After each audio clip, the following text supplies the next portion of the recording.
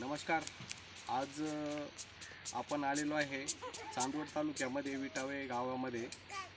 आणि विटावे गावात आपल्या कृषीधारा ॲग्रो OPC प्रायव्हेट लिमिटेड या कंपनीचं आपण संजीवनी सोरस इथं काय नाव सर आपलं? हां, तर ह्या गांगुडे साहेबांना आपण दिलेलं होतं. तर ही संजीवनी सोरस देऊन साधारण 10 दिवस झालेले, 10 ते 11 दिवस. तर आपण त्या व्यक्तींचं याचा रिझल्ट काय आलेला आहे तर आपण त्यांच्याकडून त्यांच्या तोंडून जाणून घेऊ. सर आपलं नाव सांगा पूर्ण. विनायक पंडित गांगुडे, गाव विटावे, चांदवड तालुका ना? चांदवड तालुका. बरं, तुम्हाला काय आजार होता पहिला?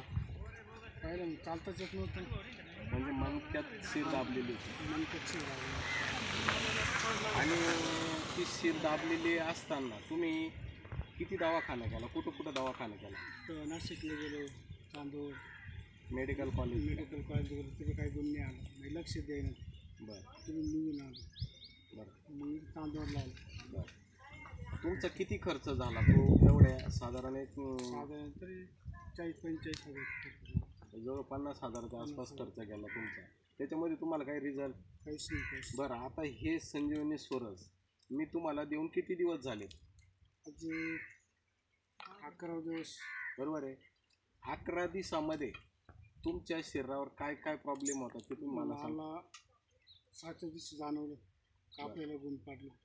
बरं 7 दिवशी. बरं, त्याच्या अगोदर तुम्ही काठीवर चालायचे का कसं? काठीवर चालायचं. बरं, आता काठी 7व्या दिवशी गाडी काठी सोडून दिली बाजूला. हां. त्याचे किती दिवस? 4 दिवस. बरं 4 दिवस काठी बसली. बरं, म्हणजे आज 11व्या दिवसापर्यंत तुम्ही काठीवरच बिना काठी गेली पाहिजे 4 दिवसापासून. 4 दिवस. म्हणजे तुम्हाला रुपयातून किती टक्के फरक पडला? रुपयातून जवळ 40-45%. 45%. बरोबर आहे. बरं, तर बघा मित्रांनो, आज जर बघितलं तर ही एक साधारण 45 वयाची व्यक्ती आहे. आणि यांना आपल्या कंपनीचं जे संजीवनी सोरस हे आपण दिलेलं होतं. त्यांच्या शिर चॉकअप झालेली होती, काही कोलेस्ट्रॉलचा वगैरे याचा प्रॉब्लेम होता, प्लस काही मूळव्याधचा प्रॉब्लेम होता. तर तो या आपल्या संजीवनी सोरसना त्या व्यक्तीचा 10 दिवसामध्ये म्हणजे एका बॉटलमध्ये 50%च्या आसपास त्यांना चांगला रिझल्ट आलेला आहे. तर अशा पद्धतीनं ह्याचे रिझल्ट चांगले येतात. आणि आपल्याला जे आज बाहेर दवाखान्यात एवढा मोठा पैसा घालतो तर कमी खर्चामध्ये 100% रिझल्ट येणारे हे प्रोडक्ट आहेत. तर सर्वांनी आज आपण ती यूज केल्या पाहिजे आणि आपली हेल्थ फुल केल्या पाहिजे.